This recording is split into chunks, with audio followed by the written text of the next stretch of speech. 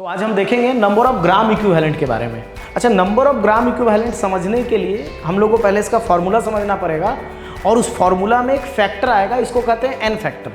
अच्छा, उसी N factor को वैलेंसी फैक्टर भी बोला जाता है। तो पहले इसके फॉर्मूला को हम लोग देख लेते हैं, उसके बाद हम लोग मेन जो चर्चा करेंगे वो चर्चा करेंगे एन फैक्टर के बारे में। तो सबसे पहले आप देखिएगा कि फॉर्मूला कुछ ऐसा है कि नंबर ऑफ ग्राम इक्विवेलेंट जो होता है ये बराबर होता है गिवन वेट के।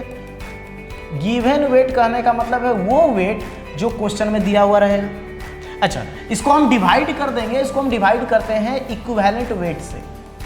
अब ये इक्विवेलेंट वेट क्या होता है? तो ये जो इक्विवेलेंट वेट होता है ये कुछ नहीं होता है, जो भी आपके सामने मॉलिक्यूल, एटम, आयन कुछ भी दिया हुआ है, मॉलिक्यूल दिया हुआ है, वो एसिड हो सकता है, वो बेस हो सकता है, वो सॉल्ट हो सकता है, कुछ भी आपके सामने दिया हुआ है, तो आपको क्या करना है, उसका एटॉमिक वेट, अगर एटम है तो एटॉमिक वेट, अगर आयन है तो एटम का वेट लेंगे, या मॉलिक्यूल होगा तो मॉलिक्यूल का वेट लेंगे, और उस वेट को मतलब हम लिख रहे हैं molecular weight divided by N factor. अब हम लोग का जो भी चर्चा चलेगा वो चर्चा चलेगा एन फैक्टर के बारे में।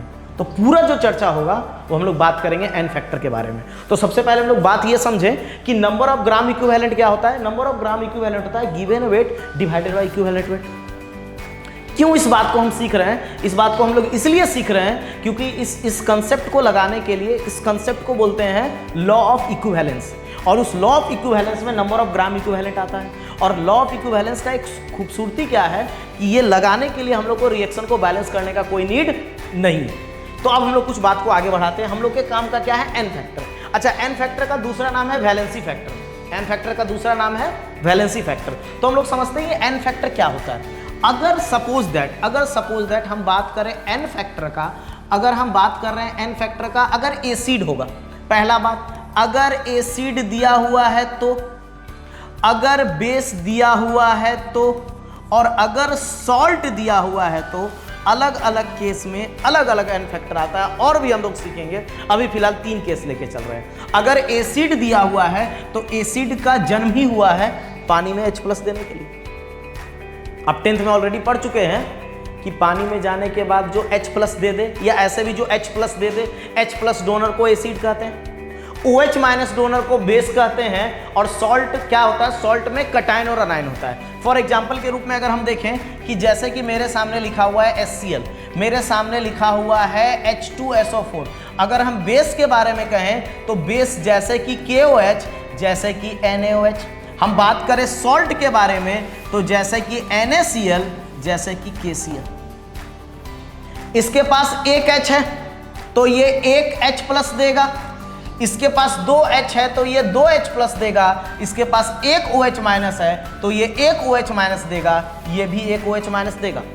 ये जितना H+ देगा उसी को कहेंगे एन फैक्टर। मतलब इस केस में एन फैक्टर 1 होगा, इस केस में एन फैक्टर 2 होगा, इस केस में एन फैक्टर 1 होगा, और इस केस में एन फैक्टर 1 होगा। और अगर हम सॉल्ट के बारे में बात करें तो सॉल्ट को तोड़ दिया जाएगा Na+ और Cl- में। या तो कटायन या तो अनायन टोटल चार्ज कंसीडर करें। कटायन का टोटल चार्ज भी +1 है, अनायन का भी टोटल चार्ज -1 है, तो दोनों में से किसी एक को ले ले, वही उसका एन फैक्टर कहलाएगा। कटायन के अनुसार जाएं तो एन फैक्टर 1, और अनायन के अनुसार भी जाएं तो एन फैक्टर 1। या तो कटायन या तो अनायन दोनों को कंसीडर नहीं करेंगे। अच्छा, इसके बारे में बात करें तो ये K+ है और Cl-।